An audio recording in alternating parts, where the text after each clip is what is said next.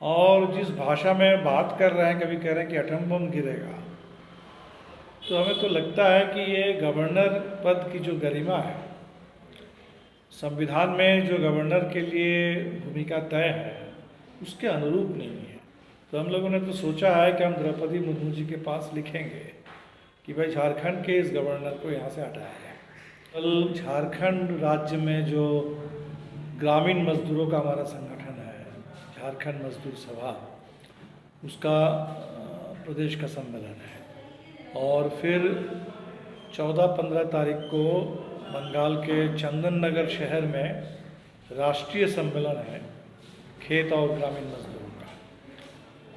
तो एक तो हम लोग पूरे देश में ही देख रहे हैं कि जो ग्रामीण मजदूरों के लिए एक कानून जो बना था मनरेगा, वो कानून कहीं भी ठीक से लागू ही नहीं हो रहा है। उस कानून में जो भी काम के प्रावधान थे, साल में कम से कम 100 दिन काम मिलने, तो हम देख रहे हैं कि वो काम भी नहीं मिल रहा है। किया हुआ काम के लिए जो बकाया मजदूरी है, कई जगह वो बकाया मजदूरी उसका भुगतान नहीं हो रहा है समय पर। तो एक तो ये बड़ा सवाल है जिसको लेकर हम लोग पूरे देश में ही आंदोलन तेज कर रहे हैं कि ग्रामीण मजदूरों के लिए साल में कम से कम 200 दिन के लिए सुनिश्चित रोजगार, और अभी महंगाई को देखते हुए न्यूनतम कम से कम 500-600 रुपये की दैनिक मजदूरी ये तय हो। दूसरा, जो मजदूरों की ज़मीन और आवास का सवाल है।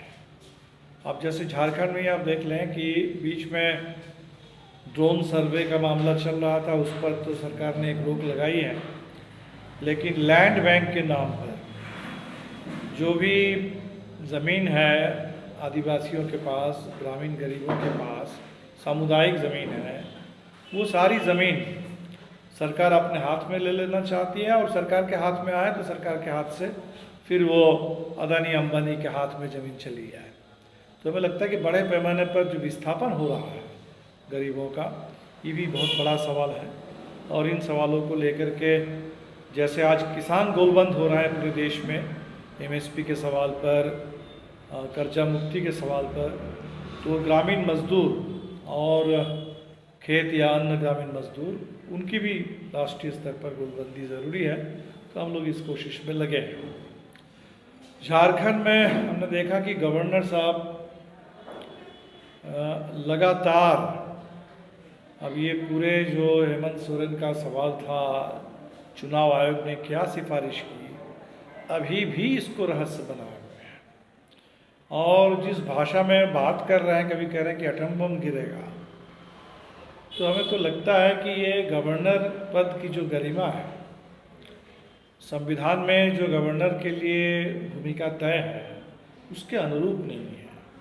तो हम लोगों ने तो सोचा है कि हम द्रौपदी मुर्मू जी के पास लिखेंगे कि भाई झारखंड के इस गवर्नर को यहाँ से हटाया जाए।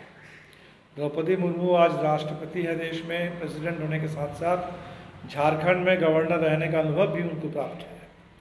तो लंबी लड़ाई के बाद एक स्टेट बना था, उस स्टेट का अभी 15 नवंबर आ रहा है, हम फिर राज्य दिवस मनाएंगे, और उस राज्य में एक चुनी हुई सरकार, और उस सरकार को सरकार रहेगी नहीं रहेगी उसको अस्थिर करने के लिए ये जो गंदा खेल खेला जा रहा है, हमें लगता है कि झारखंड के स्वाभिमान के खिलाफ है, राज्य के अधिकार के खिलाफ है, और पूरे झारखंड की जो विकास और ज़रूरत है उसकी, इसके खिलाफ है। तो हमें तो लगता है कि ये जो राजनीति हो रही है झारखंड के सवाल को लेकर के, इस राजनीति से गवर्नर साहब को बाज आना चाहिए, और बहुत हो गया है। इस पर केंद्र सरकार को, राष्ट्रपति को भी संज्ञान लेना चाहिए। ये संविधान के अनुरूप काम नहीं हो रहा है। तो हम लोग इस पर लिखेंगे और चाहेंगे कि झारखंड में सरकार को अस्थिर करने की जो कोशिशें हैं, एक अनिश्चय का माहौल बनाए रखने की जो पूरी कोशिश है, इससे झारखंड को मुक्त किया जाए। अभी चुनाव आ गया है गुजरात में, हम बहुत कम ही सीटों पर वहाँ कुछ आदिवासी इलाके में चुनाव लड़ेंगे, और पूरे गुजरात के अंदर इस समय इतना बड़ा हादसा, जो पुल वहाँ टूटा है, और हम देख रहे हैं कि इतने बड़े हादसे को गायब कर देने की पूरी कोशिश। 135 कम से कम संख्या है जिसमें बच्चे सबसे ज़्यादा मारे गए। तो हमें तो याद है कि मोदी जी 2016 में कलकत्ता शहर में एक पुल टूटा था, फ्लाईओवर बन रहा था, बनते बनते टूटा था। उस समय आकर के उन्होंने इसको चुनाव का मुद्दा बनाया और उन्होंने कहा कि ये भगवान ने ये संदेश भेजा है कि पूरे बंगाल, आज यहाँ फ्लाईओवर टूट रहा है, कल पूरा बंगाल डूबेगा। तो हमें तो लगता है कि गुजरात में है, ये पूरे सरकार को जिम्मेदारी लेनी चाहिए। ये जो गुजरात मॉडल का जो चेहरा दिख रहा है, ये खरी बनाने वाली कंपनी को आप एक पुल के रख रखाव के लिए दे देते हैं कॉन्ट्रैक्ट, और उसमें बिना किसी सेफ्टी रेगुलेशन, बिना कोई फिटनेस की परीक्षा किए आप गुजरात के उस पूरे 26 अक्टूबर से पहले आप उसको आनंद फानंद में जनता के लिए खोल देते हैं और फिर इतना बड़ा हादसा हो जाता है। और अभी मोदी जी गए अस्पताल में दौरा करने देखने, और तब जा कर के अस्पताल में आप देख रहे हैं कि वहाँ साफ सफाई, रंग रोगन किया जा रहा है। ये पीड़ित लोगों के साथ मजाक हो रहा है, जहाँ लोग मारे जा रहे हैं, लोग पीड़ित हैं, परेशान हैं। तो ये उसको लेकर के इस तरीके के चुनावी राजनीति, इस पर भी सरकार को बिल्कुल हमें लगता है कि बाज आना चाहिए इससे, और गुजरात में जनता को बल्कि जवाब देना चाहिए कि इतने साल से भारतीय जनता पार्टी की सरकार और आज वहाँ प्रशासन इस तरह से चल रहा है कि कोई जिम्मेदारी लेने के लिए तैयार नहीं है। इतना बड़ा हादसा, उस हादसे पर कोई बात नहीं हो रही है, और उसमें बस नीचे के कुछ कर्मचारी जो टिकट बेचने वाले थे, जो सिक्योरिटी गार्ड थे, उनको, जो म्यूनिसिपैलिटी चलाने वाले लोग हैं और कंपनी चलाने वाले लोग हैं, जिनके बीच में करार हुआ, वो बड़े लोगों के ऊपर कार्रवाई होनी चाहिए, लेकिन कुछ भी नहीं हो रहा है। तो इन तमाम सवालों को लेकर के हमें लगता है कि गुजरात चुनाव में ज़रूर बात होगी, और हम उम्मीद करेंगे कि गुजरात की जनता इस भ्रष्टाचार के खिलाफ, इस पूरे जो भाई भतीजावाद का पूरा वहाँ शासन चल रहा है, इस पूरे क्रोनी कैपिटलिज्म के खिलाफ लोग एक राय देंगे। दिल्ली में भी एमसीडी का चुनाव आया है, उसमें भी हम लोग हिस्सा लेंगे और कोशिश करेंगे कि दिल्ली के जो असंगठित मजदूर हैं, और इस समय जिस तरह से बुलडोज़र से लगातार झुग्गियों को तोड़ा जा रहा है, ये वही राजधानी दिल्ली है जहां भारतीय जनता पार्टी और आम आदमी पार्टी, ये दोनों का नारा था, जनता के लिए वादा था कि जहां झुग्गी वही मकान, झुग्गी को बदल करके हम मकान बना के देंगे। और अब पूरे बुलडोज़र का राज चल रहा है, लगातार हाईकोर्ट के निर्देश के बावजूद बुलडोज़र से लोगों को बेघर किया जा रहा है।